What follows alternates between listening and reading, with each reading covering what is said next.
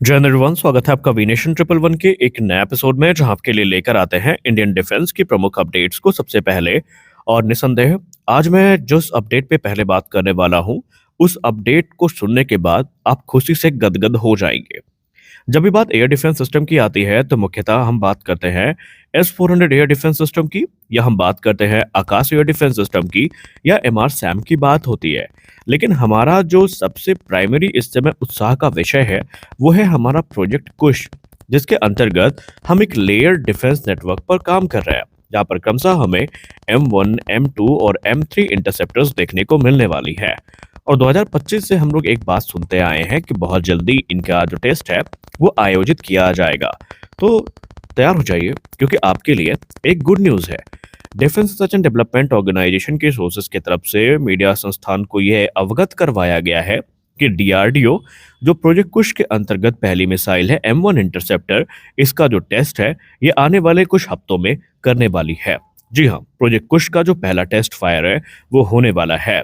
Originally इसको वैसे तो 2025 के अंत तक प्लान किया गया था, लेकिन कुछ वर्क पेंडिंग में था, जिसके चलते अब ये जो टेस्ट है 2026 में आयोजित किए जाने हैं। और ये टेस्ट आपको जनवरी के अंत तक या फरवरी की शुरुआत में देखने को मिल जाएंगे।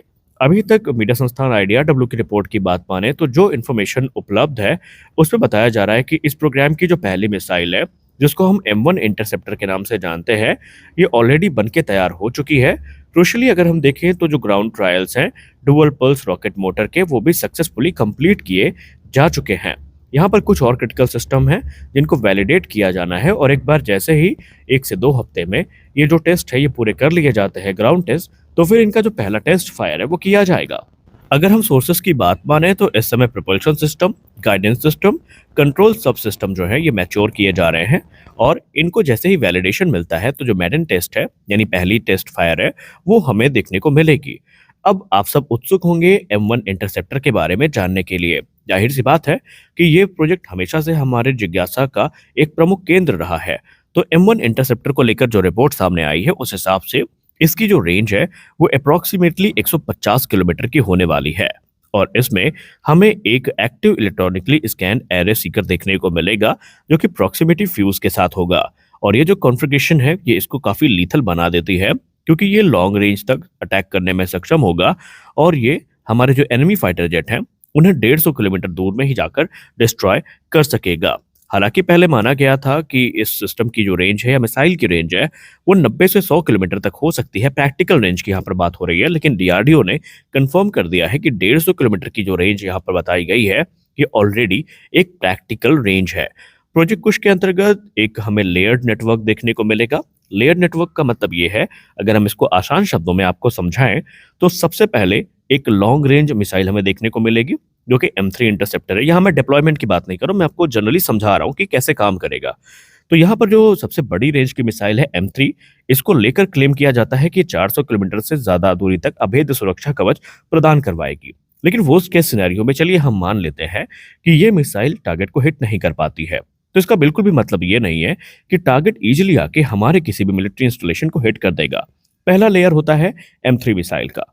इन केस अगर एनिमी फाइटर जेट या मिसाइल उस लेयर को ब्रीच भी कर जाती है तो उसका सामना होगा M2 से। M2 जिसकी रेंज तकरीबन 250 किलोमीटर की है, वो इसको इंटरसेप्ट कर लेगी। अगर इन केस M2 से भी नहीं हो पाता है तो फिर ये काम होगा M1 के द्वारा, यानी 3 से 4 लेयर जो है उसका सामना एनिमी फाइटर जेट्स को करना पड़ेगा। और हम सब अगर ऑपरेशन सिंदूर के अनुभव से बात करें तो 3 लेयर्स को ब्रीच कर पाना फिलहाल तो पाकिस्तान के लिए पॉसिबल नहीं है। लेकिन रुकिए, अगर आपको लगता है कि भारत सिर्फ इन 3 लेयर्स पे पूरी तरीके से अभी डिपेंडेबल है या डिपेंड कर रहा है, आप गलत हैं। क्योंकि हमको नहीं भूलना चाहिए, इनको कॉम्प्लीमेंट करने के लिए S-400 एयर डिफेंस सिस्टम है, और S-400 एयर डिफेंस सिस्टम के साथ MR सैम और आकाश सरफेस टू एयर मिसाइल के साथ साथ very short range air defence system भी कार्यरत होंगे। यानी 5 से 6 लेयर्स होंगी जिन्हें जो एनिमी के फाइटर जेट या मिसाइल से उन्हें पेनिट्रेट करना पड़ेगा, तब जा करके वो हमारी मिलिट्री इंस्टॉलेशन को टारगेट कर पाएंगी। और क्या आपको लगता है कि 5 से 6 लेयर को ब्रीच कर पाना किसी भी टारगेट के लिए इतना आसान होने वाला है?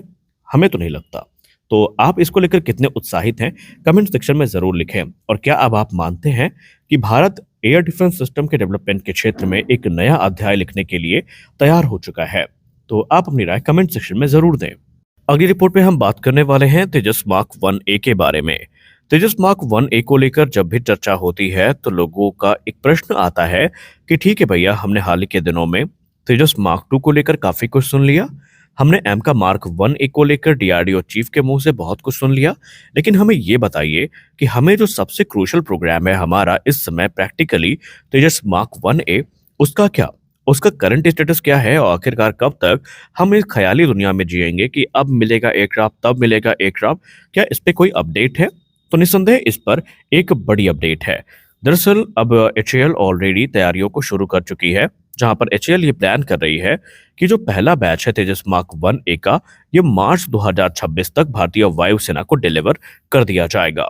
दरअसल तकरीबन 2 वर्षों के एक लंबे इंतजार के बाद तेजस मार्क 1A का वेट अब शायद खत्म होने वाला है, क्योंकि अंतिम लेवल की जो टेस्टिंग है ये इसमें शुरू हो चुकी है। हालांकि अगर हम मामलों की बात करें तो फिर वही हम पुरानी बहस पे आ जाएंगे कि इस वजह से एयरक्राफ्ट की डिलीवरी नहीं हो पाई, इंजन्स की वजह से नहीं हो पाई, मिसाइल टेस्टिंग की वजह से नहीं हो पाई। लेकिन प्रैक्टिकली देखें तो बहुत सारे फैक्टर्स इसके लिए जिम्मेदार थे।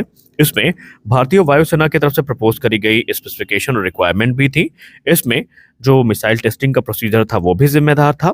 तो वहीं इसमें इंजन डिलीवरी का जो अभाव था ये भी एक कहीं ना कहीं जिम्मेदारी निभा रहा था। लेकिन इन सारे हर्डल्स को क्रॉस कर लिया गया है और इस समय प्रैक्टिकली देखा जाए तो 6 इंजन हमारे पास हैं। लेकिन एचएएल के सोर्सेज ने यही कहा कि मार्च 2026 तक तकरीबन 5 जो एयरक्राफ्ट है ये भारतीय वायुसेना को डिलीवर किए जाने हैं। दरअसल ऐसा नहीं है कि एयरक्राफ्ट बन के नहीं तैयार हैं, हमारे पास 10 से ज्यादा जो एयर फ्रेम्स हैं वो रेडी हैं डिलीवरी के लिए। लेकिन दिक्कत यही है ना कि अभी कुछ मिसाइल टेस्टिंग है जो पूरी की जानी है, कुछ सिस्टम अपग्रेड्स हुए हैं जिन्हें वैलिडेट करना है। और आप सब तो जानते ही हैं कि एक सिंगल इंजन फाइटर की जब हम बात करते हैं तो उसमें ये चीजें कितनी महत्वपूर्ण हो जाती हैं। और इनफैक्ट अभी जो तेजस के साथ कैटास्ट्रॉफिक फेलियर हुआ था दुबई एयर शो में, उसके बाद से प्रिकॉशंस काफी ज्यादा लिए गए हैं। अगर एचएएल या दूसरी जो जिम्मेदार संस्था है उनको कहीं भी ये लगता है कि एयरक्राफ्ट में सुधार की जरूरत है तो वो रिस्क बिल्कुल भी नहीं ले रहे हैं, क्योंकि जब भी हम सिंगल इंजन फाइटर की बात करते हैं तो वहां पर हम रिस्क फैक्टर को पूरी तरीके से नजरअंदाज नहीं कर सकते। हमें उसको डिस्कस करना पड़ता है और हमें उसको पूरी तरीके से रेक्टिफाई भी करना पड़ता है। लेकिन यकीन रखिए ये वर्ष हमारे लिए बहुत ज्यादा सरप्राइजेस लेके आ रहा है। अभी तो शुरुआत ही है। हमें मार्च तक तेजस मार्क 2 भी देखने को मिल सकता है और मार्क 1 की डिलीवरी भी देखने को मिल सकती है।